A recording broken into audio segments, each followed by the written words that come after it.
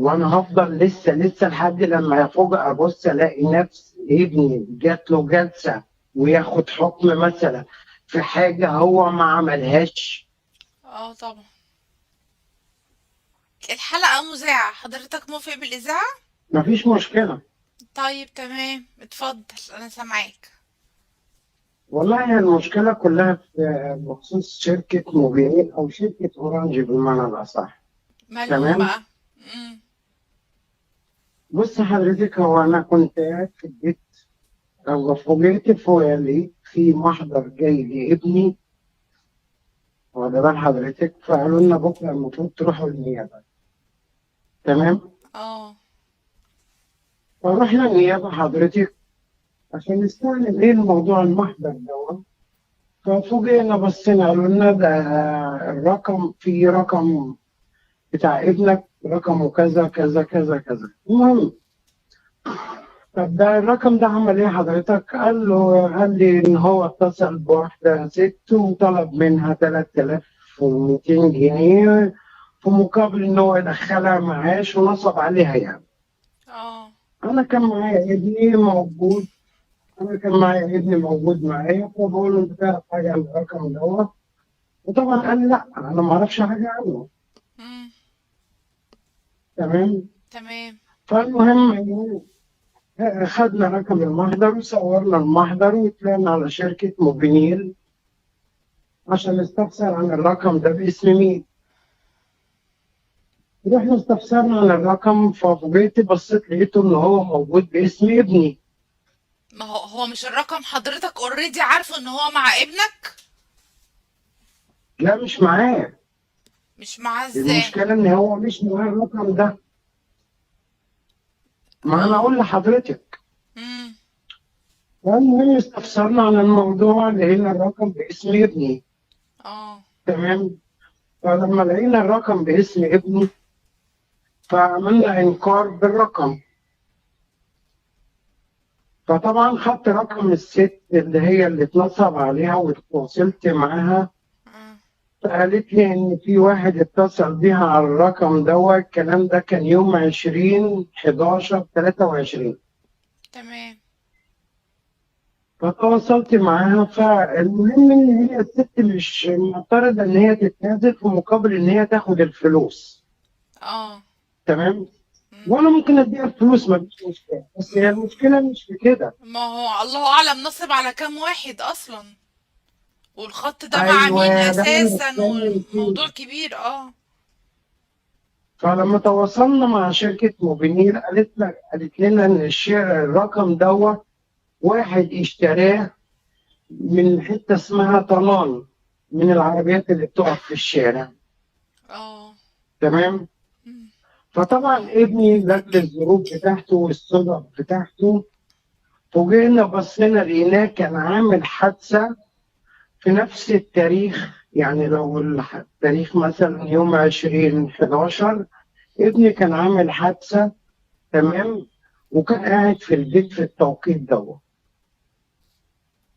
هي مش المفروض اصلا وكان الخطوط في بتشتريها ببطاقتك؟ مفيش خط دلوقتي بتشتريه من غير بطاقة؟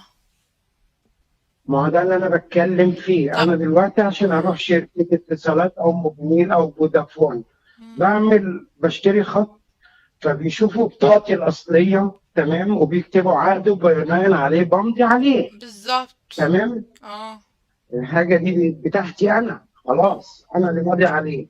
طيب مش المفروض حضرتك ان هو يبقى في عقد في الشركه بالخط اللي هو اللي طلع اه بالظبط، هو اي حد وان يروح في يشتري حد خط ماضي يقول عليه؟ اسم اي حد؟ ما انا ممكن اروح اشتري خط واقول اسم اي حد. تمام. مم. فاتضح ان هو تقريبا الاخ ده اللي هو نصب على الست، اه. تقريبا عثر على صورة بطاقة ابني، فبناء على كده راح اشترى الخط. تمام. اشترى الخط بصورة ابني وحد ماضي اي امضى وخلاص. بصورة وبناء على البطاقة؟ طب كده ما هو ما ينفعش برضو بصورة البطاقة، لازم الاصل بتاع قلت البطاقة. حضرتك، اديكي قلت حضرتك، ولازم الشخص نفسه هو اللي يبقى متواجد. اه صح؟ بالظبط. طيب ابني في التوقيت ده كان عامل حادثة ورجله متجبسة واخد أجازة شهر من الشغل. مم. تمام. ومعاه ورق ما يثبت بكده إن هو كان ما عنده حادثة. دي حاجة. الحاجة التانية ودي المهمة، معقولة إن أنا هروح أنصب على حضرتك بخط أروح أشتريه بنفسي وفي بياناتي وفي رقم تليفوني وفي عنواني واروح انصب على حضرتك؟ هو منطقيا مستحيل. لا، بس قانونيا القانون ملوش دعوة بالكلام ده. قانون ليه دعوة ما هو بالخط القانون. باسم مين، للأسف. ما هو والغلطة غلطة طيب ماشي. الشركة.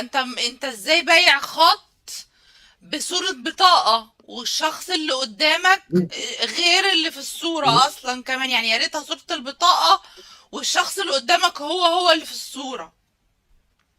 عشان كده انا بقول لحضرتك المشكله كلها في شركه موبينيل.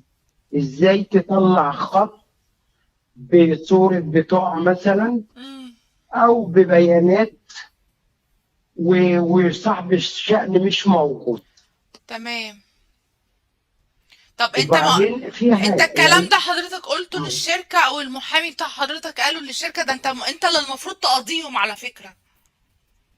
انا رحنا عملنا انكار مم. وقالوا لنا اصبروا يومين ثلاثه لحد لما نشوف حمايه المستهلك هيعمل ايه. تمام. رحنا بعد يومين ثلاثه قالوا لنا لسه.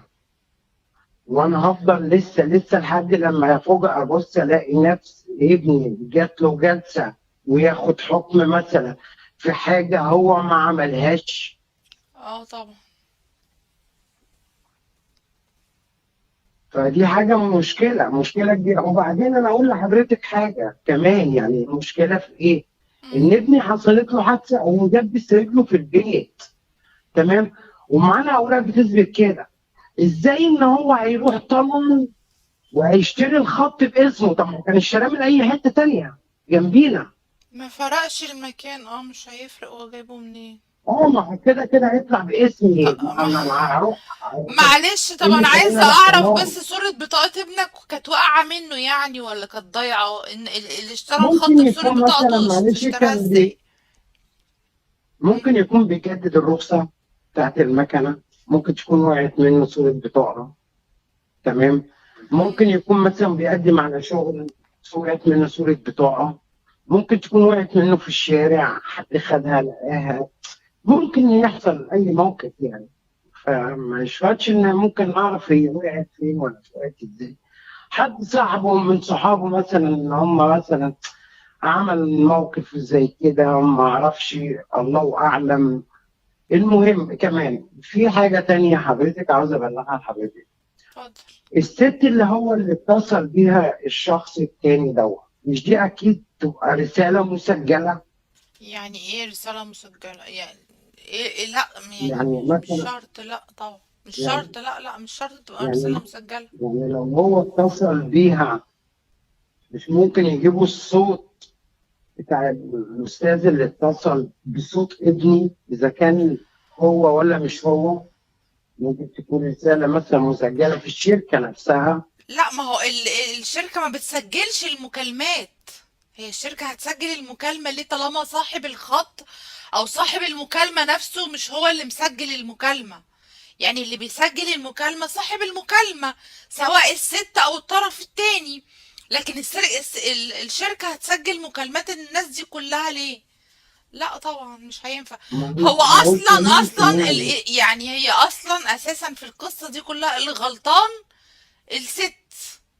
ما عارف انا لما انت توصلت. تعرفي مين ده عشان تديله تبعتيله فلوس ولا تصدقيه؟ انا يعني ما هو القانون لا لما يحمي تواصلت المغفلين برضو. ما انا لما تواصلت مع الست، لما مم. جبت رقم تليفونها من المحضر وتواصلت معاها واتكلمت معاها، فقالت لي يا ابني والله ده حصل كذا كذا كذا، واحد اتصل بيا وقال لي هدخلك معاش وهديكي وهيطلع لك مبلغ قد كده. وموافقه، قالت له اه موافقه مفيش مشكله. قال لها بس اهم حاجه تبعتي لي 3200 جنيه. قالت له يا ابني بس المبلغ كبير والكلام ده وقف. المهم من هنا لهنا. قال لها خلاص براحتك، مش عاوزه تبعتيهم براحتك مفيش مشكله. قالت له خلاص هبعتهم لك.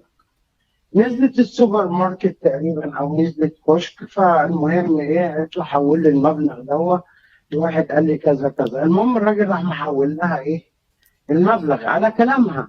مم. فلما حولت له المبلغ، فالراجل بتاع السوبر ماركت او بتاع الكشك فقال لها ايه، يا ست ده موضوع نصب. فطبعا مين اللي سمع كلمة موضوع نصب؟ الراجل اللي على التليفون. اتاري اه. كان معاها على التليفون. مم. ازاي نصب ومش عارف ايه، وقعد يشتم فيهم ويغلط فيهم. المهم من هنا لهنا راح قافل ايه، قفل الست. فطبعا الست بتحكي لي الموضوع ده كله. بس قلت كان لها يا تم ستي انا تحويل ممكن الفلوس بقى. كان تم تحويل الفلوس خلاص. مم. والخط فضل شغال مثلا لمدة شهر أو تقريبا شهرين، وبعد كده الموضوع إيه، الخط اتقفل تاني خالص. ده على حسب معلوماتنا من الشركة إن هو طب الخط هو اشتغل حضرتك شهرين. حضرتك معاك محامي بقى عشان الليلة دي، ولا انت مش عارف لسه اصلا تعمل ايه ولا؟ أيوه إحنا قولنا محامي. وأنا اه. قايل لابني يعمل قضية بشركة موبينيل. إزاي يطلعوا خط الواحد مش موجود قدامهم، سواء بصورة بطاقة أو بطاقة شخصية أو أي حاجة زي كده.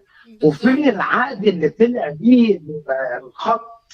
تمام. فين العقد اللي طلع بيه الخط؟ أكيد كان موجود في شركة موبينيل. اه. يطبقوا الإمضة بتاعتك مع الإمضة بتاعت الموجودة اللي في العقد. فابني بيجري في الإجراءات دي، وبناء على كده أول محامي. فهي المشكلة مش في كده، المشكلة إن إزاي إن الست يضحك عليها. دي حاجة. إزاي مثلا ابني ياخد يعني يخش في مشكلة مش بتاعته، وإزاي إن الشركة تعمل كده.